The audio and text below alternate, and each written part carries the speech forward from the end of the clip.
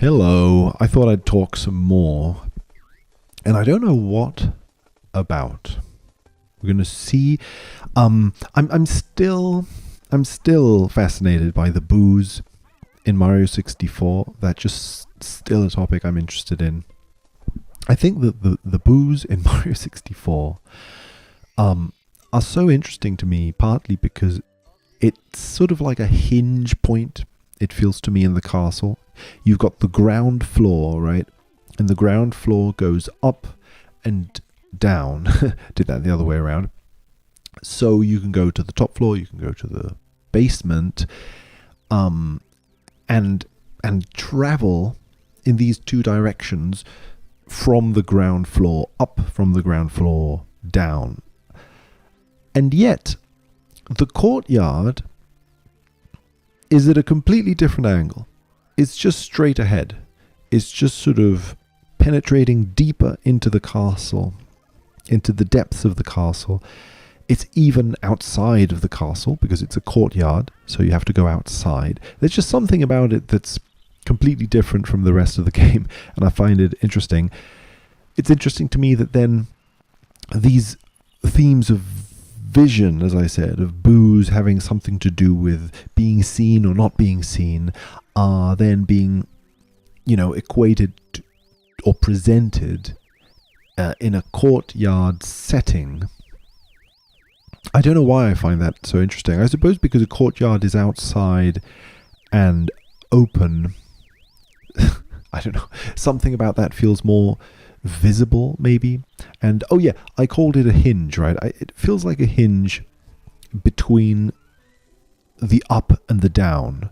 Like you need to get to that corridor where you first see the booze in order to, well, I guess strictly speaking, you simply need to go there to go down into the basement.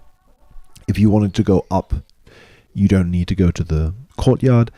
So the courtyard doesn't have anything to do with going up. But still, it feels like it's at this position in the castle that's slightly distant from either up or down. It's neither up or down, and also feels to me a bit like the point at which the ground floor stops being the ground floor and you open up other areas of the castle. Like if you go to the courtyard, you're practically already able to descend down into the basement. And if you've descended down into the basement, you've already opened up whole new areas of the castle. So there's something about opening up new areas, perhaps accessing new parts of the castle.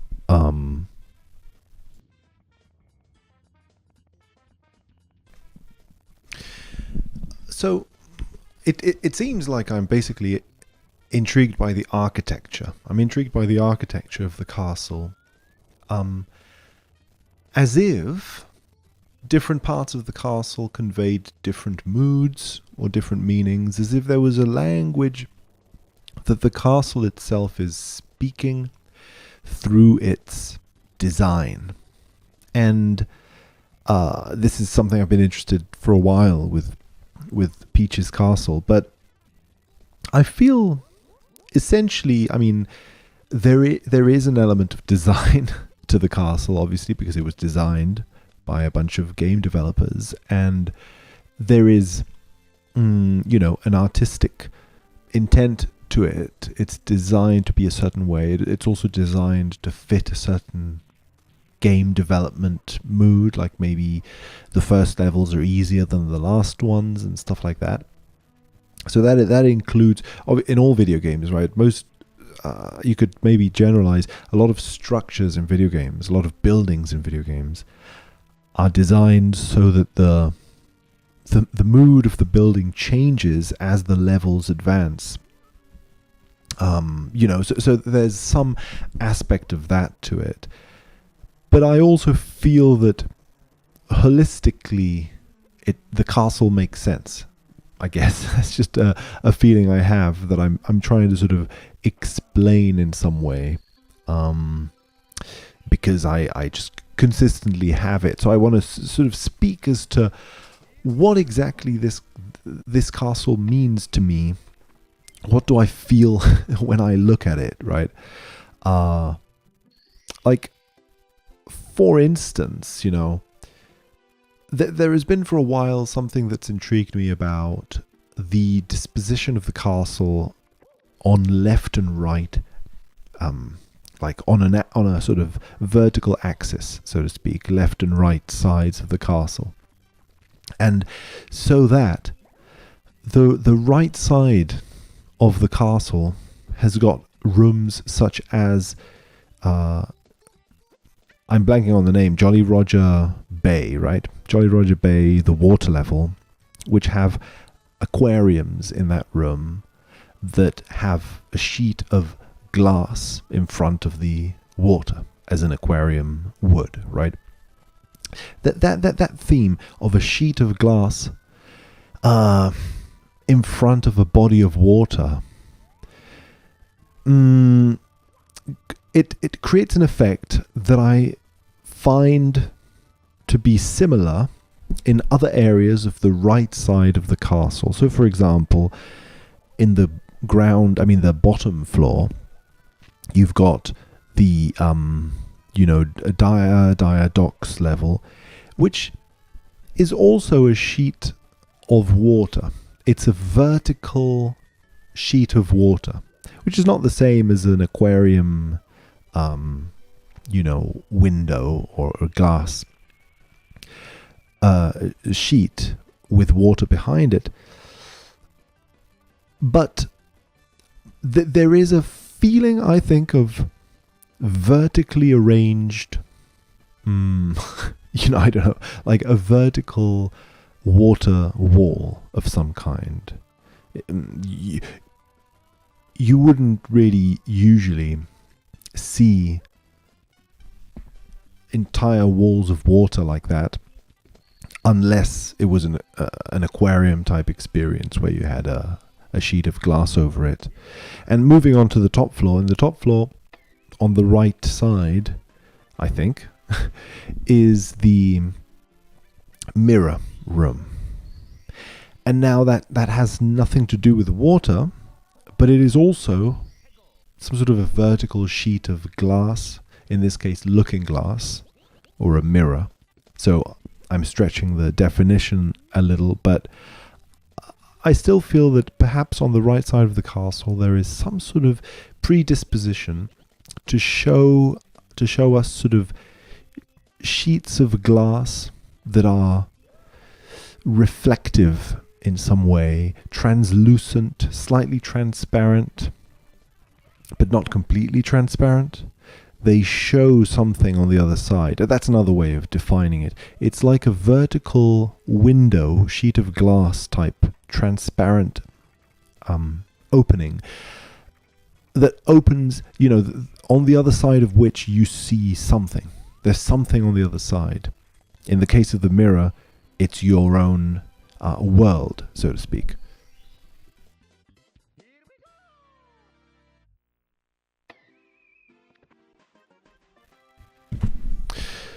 Okay, where to go from here? So I'm discussing the architecture of the castle, right? I suppose I could move on to the left side of the castle. On the left side of the castle, I'm not entirely sure what pattern I see there, to be honest. But I've often wondered about the volcano, because Tiny Huge Island has got a volcano at the center of the island. The island seems to be a volcano, or at least is reminiscent of a volcano, because there's a little... Well, I guess my reasons are that there's a hole at the top of the mountain, like a concave section that seems to evoke the idea of a volcano. In my mind, I get, that could be disputed, but I think that, it's a mountain with some sort of a hole or concave section on the top. I don't know, I rest my case, or whatever.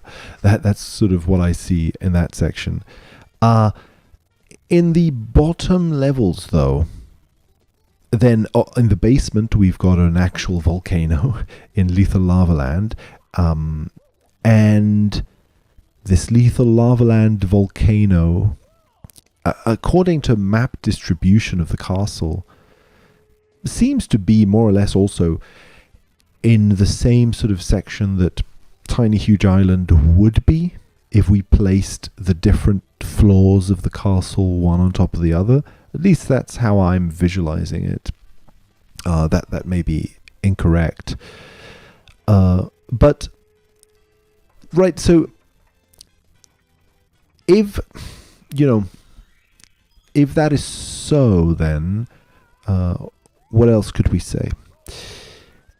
A slim kind of chance of connecting this to the ground floor might be that on the ground floor left side, we have got a Bob-omb battlefield, which presents us with the idea of a mountain out of which seem to shoot out,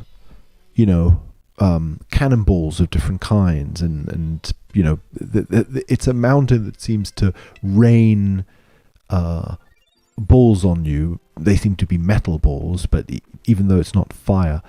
And at the top is an explosive element, a bomb.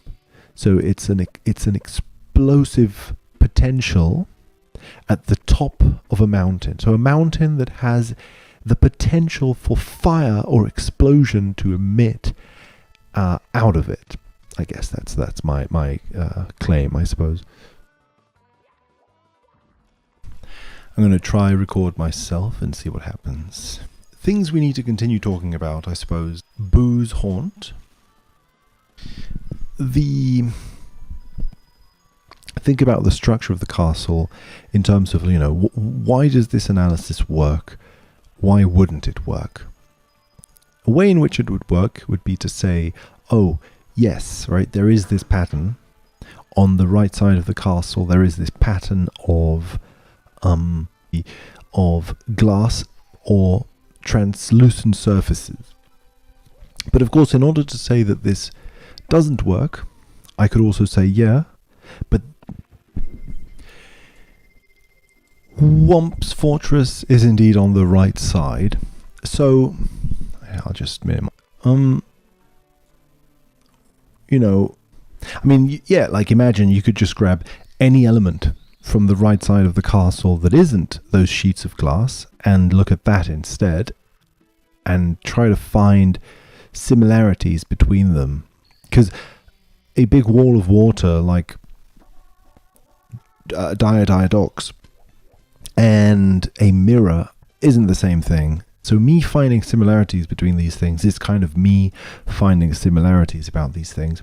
Arguments are. I'm trying to argue why I think they're similar, right? And my reasons are, well, it's some sort of a rectangular shaped sheet of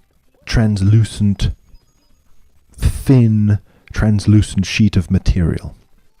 Well, in the case of the mirror, then, it isn't. But in the case of the mirror, then, of course, it enters into metaphorical space, because it's not, strictly speaking, a sheet of material that is translucent.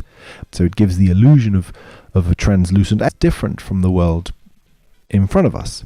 Arbitrarily, in a sense, deciding what the right side of the castle is. I could say that the right side of the ground floor is half of the courtyard, fortress, and of course the princess's secret slide. I could include this, and I have specifically focused on the areas that follow some sort of similar pattern, which are the mirror rooms, the rooms with sheets.